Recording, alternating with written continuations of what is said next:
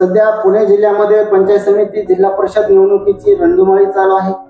यामध्ये आपण या ठिकाणी मान या ठिकाणी आलेलो आहेत। या ठिकाणी सौ रुपालीताई नवनाथ बोडके या मान गटातून निवडणूक लढवत आहेत।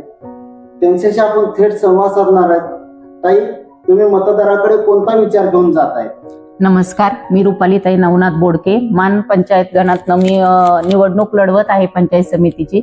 आणि नक्कीच माझं विजन खूप छान असणार आहे। आणि मी लोकांना एवढंच सांगू इच्छिते की माझ्या घराला 20-25 वर्ष राजकीय वारसा लाभलेला आहे। आणि मी स्वतः ग्रामपंचायत सदस्य म्हणून आता बॉडीवर काम करत आहे। आणि त्याच ग्रामपंचायतीत काम करताना अनेक माझ्या माणगावाला मी सुखसोयी पुरवलेल्या आहेत। महिलांसाठी त्यांचे प्रश्न सोडवलेले आहेत, त्यांच्यासाठी क्लास असतील किंवा बचत गटा माध्यमातून असेल किंवा ज्याही वरतून पंचायत समिती झडपीकडनं ज्या योजना येतात त्या नेहमी मी राबून त्या त्यांच्यापर्यंत पोहोचवलेल्या आहेत। आणि त्यांना त्या विधवा योजना असतील किंवा महिला कल्याण योजना असतील, ह्या सगळ्याचा लाभ मी माझ्या गावात जसा दिला तसाच पंचायत समितीच्या माध्यमातून जर मी निवडून आले आणि तुमच्या सगळ्यांच्या सेवेसाठी आपण जर पाहिलं, मानगण हा मोठा आहे, मान हिंजवडी, तर तुम्ही बापूजीबाच्या खाली जर गेल्या त्या वाड्या वस्त्यांना वरतून काय येतं, कोणता निधी येतो, कोणत्या योजना येतात ह्या सुद्धा माहीत नसतात। त्या योजना मी तळागाळात पोहोचवण्याचा नक्कीच प्रयत्न करेल।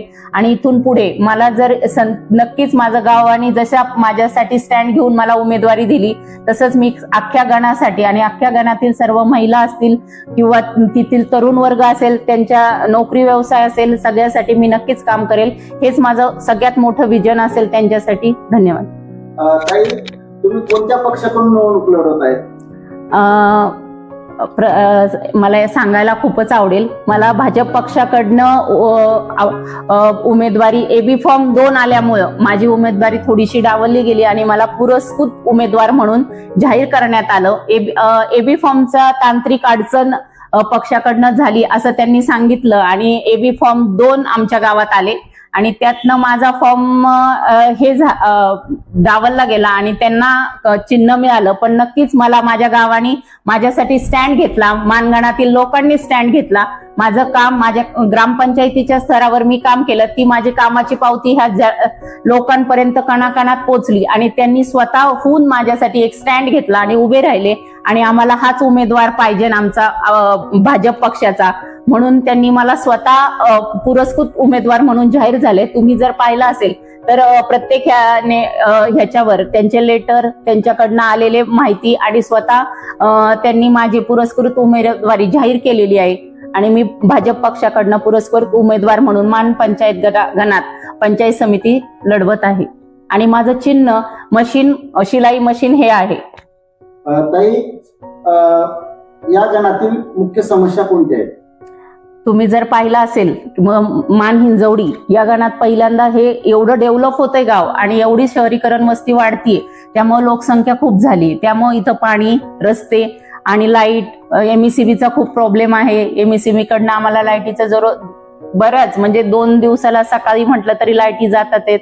अजून तुम्ही जर पाहिलं तर आमचं आता चर्चेत सगळ्यात मोठं वॉटर पार्क म्हणून हिंजवडी गाव मानगावचं तुम्ही ऐकलंच असेल। त्यामुळे पाऊस इथं अतिवृष्टी होते मावळ भाग असल्यामुळे आणि पाणी, रस्ते झाले, काँक्रीटीकरण झाल्यामुळं पाणी जायला मुरायला जागा नाहीये, त्यामुळे सगळं पाणी रोडवर येतंय। त्यामुळे लोकांचे खूप हे प्रश्न निर्माण होतात।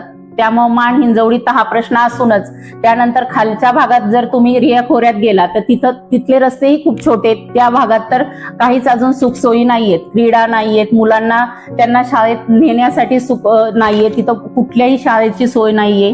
त्या दुर्गम भागात तुम्ही जर कुठं फिरला तर वाड्या वस्त्यांमध्ये गेल्या, महिलांसाठी काही नाही, वृद्ध माणसांसाठी एवढं मान हिंजवडी मोठं गाव असून तिथं जर तुम्ही पाहिलं तर वृद्धांसाठी फिरण्यासाठी एक गार्डन सुद्धा नाहीये। मोकळा श्वास घ्यायला आता आमच्या लोकांना जागा राहिली नाहीये। नक्कीच या सगळ्या गोष्टींचा विचार करून क्रीडा असो, वृद्धांसाठी असो किंवा मुलांच्या शिक्षणाचा असो, नोकरी असो, ह्या सगळ्याच गोष्टींकडे माझं खूप मोठं विजन म्हणून मी हे काम करणार आहे। त्याच प्रकारे मी सांगते, खालील भागात जर गेला त्या महिलांचा ग्रामपंचायत स्तर आतापर्यंत कुठेही संपर्क होत नाहीये। त्या महिलांसाठी मी माझ्या स्वतःच्या लेडीज त्यांच्या गावात तयार करेल आणि त्यांचा एक ग्रुप करून त्यांच्यापर्यंत ह्या सगळ्या सुखसोयी पोहोचवण्याचा मी प्रयत्न करेल। ताई, मतदारांना तुम्ही काय आवाहन करणार? मतदारांना एवढंच आवाहन करेल की तुम्हाला एक चांगला उमेदवार, सुशिक्षित उमेदवार आणि तुमच्या सगळे प्रश्न सोडवणारा हक्काचा माणूस तुम्हाला मिळत आहे आणि तुम्ही नक्कीच या माणसाचा माझा स्वतःचा विचार करावा आणि शिलाई मशीनवर रुपाली नवनाथ बोडके या चिन्हावर तुम्ही बटन दाबून मला खूप मोठ्या संख्येने विजयी करा, एवढंच माझं त्यांना म्हणणं आहे. आणि त्यांना एक चांगला आणि स्वतःच्या कुटुंबातला माणूस माझ्याकडनं मिळेल. एक माझं गाव हे आणि माझा तालुका किंवा माझा गण हे सगळं माझं स्वतःचं एक कुटुंब आहे, या दृष्टीनेच मी सगळ्यांकडे पाहते. त्या दृष्टीने तुम्ही आपल्या घरातली एक मुलगी, सून म्हणून माझ्या तालुक्याने, मानगणाने माझ्याकडे बघावं. नक्कीच मी तुमचे प्रश्न सोडवेल, एवढंच तुमच्या माध्यमातून सांगू इच्छिते. माझं चिन्ह आहे शिलाई मशीन, शिलाई यंत्र. दोन्ही म्हणजे शिलाई यंत्र म्हटलं तर थोडंसं लोकांना कन्फ्यूज होतं, पण शिलाई मशीन हे पटकन लक्षात राहतं. पण दोन्हींचा अर्थ एकच आहे, शिलाई मशीन. जसं शिलाई मशीननी फाटलेलं जोडलं जातं तसं मला ते मशीन इतकं छान, असं जे माणसं माझ्याशी कधी संपर्कात नसतील त्या माणसांना जोडवण्याची एक मशीन म्हणून मी ते शिवून सगळ्या तालुक्यात माणसं जोडण्याचं काम या मशीनीद्वारे माझ्या होईल आणि सगळ्यांची एक नाळ एकत्र होईल आणि सगळ्यांना आपण एक कुटुंब म्हणून मी त्याच्याकडे बघेन. हे नक्कीच लक्षात ठेवा. माझं चिन्ह आहे शिलाई मशीन. धन्यवाद.